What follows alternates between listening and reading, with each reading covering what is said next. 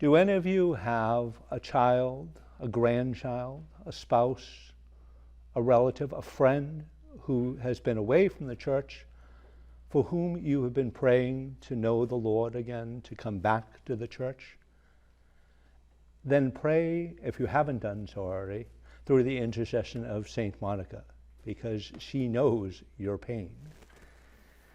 Saint Monica, a good and faithful woman, was given in marriage to a pagan husband and had a very contentious relationship with her pagan mother-in-law. Not the first daughter and mother-in-law, I'm sure, who have come at odds with one another, but heaped on top of that contention, maybe at the heart of that contention, was Monica's Christian faith, was Monica's fidelity to the gospel and her desire to live in relationship with the Lord, which, while might have irked her husband, it is told, he respected her for that. He respected her fidelity. And after many years of prayer and fasting and almsgiving, Monica won over her husband and her mother-in-law for Christ. And then, of course, we have the case of Augustine. Augustine, who, when you read his confessions, you know of his life prior to his conversion, of the sowing of wild oats that he undertook. But Monica never lost heart. In fact, she went so far as to go with him from place to place, keeping a very close eye on her son. Never interfering, per se, with his pursuits, whether they be worldly or scholarly or otherwise, but always praying for him. Always praying for his conversion, always praying for the good things to happen in his life so that he may see them as gifts from God. And eventually, Monica, through her prayer, was able to be of assistance to God. She herself did not convert Augustine, only God converts mind and heart, but it was through her prayerful intercession that Augustine came to know Christ.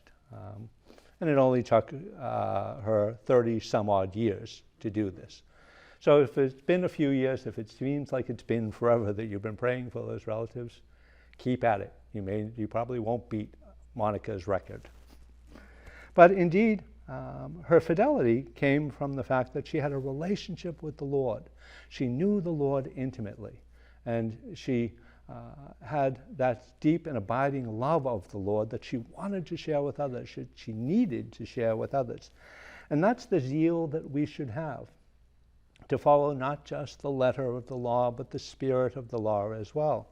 And this is the thing for which Jesus takes the scribes and the Pharisees to task, calling them hypocrites, because they know the law, they administer the law, and they follow the letter of the law at least, but they don't follow the spirit of that law. They don't live it out themselves.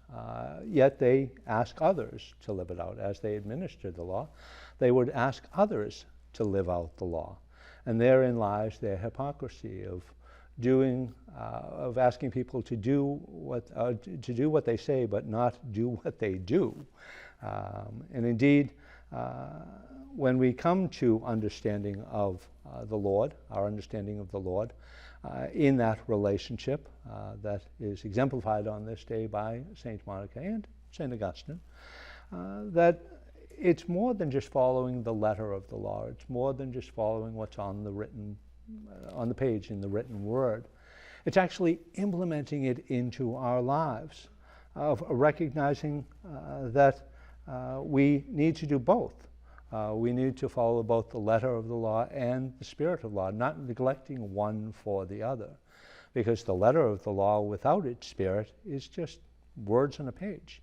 And the spirit of the law without the letter can bring about chaos, can bring about us moving about from one way of living to another. And this is the thing that St. Paul was challenged with in speaking to the Thessalonians and speaking to the Philippians and speaking to all these Gentile and pagan communities, of helping them to realize the power of the law and the power of not only the letter of the law, but the spirit of it as well. To recognize that we do not do so for our own gain, for our own merit, but we do so to win souls for Christ, and in doing so, win our own soul for Christ, or give our soul over to Christ, and to be in that relationship.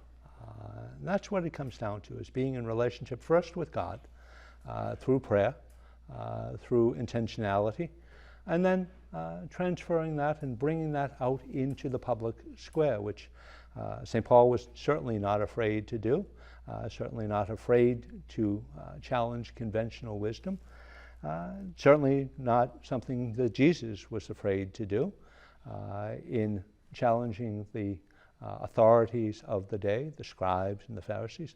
And it certainly wasn't anything that Monica was afraid to do in challenging the lifestyle that her husband, her mother-in-law, and her son, Augustine, knew and was following, the way of the world, which held them in good stead with the world, but did nothing for their soul, did nothing for their life eternal. And when, certainly, we see when she won Augustine over for Christ, and brought him to a point of conversion, Augustine himself writes that all else before his conversion was merely straw. It was nothing. It was meaningless.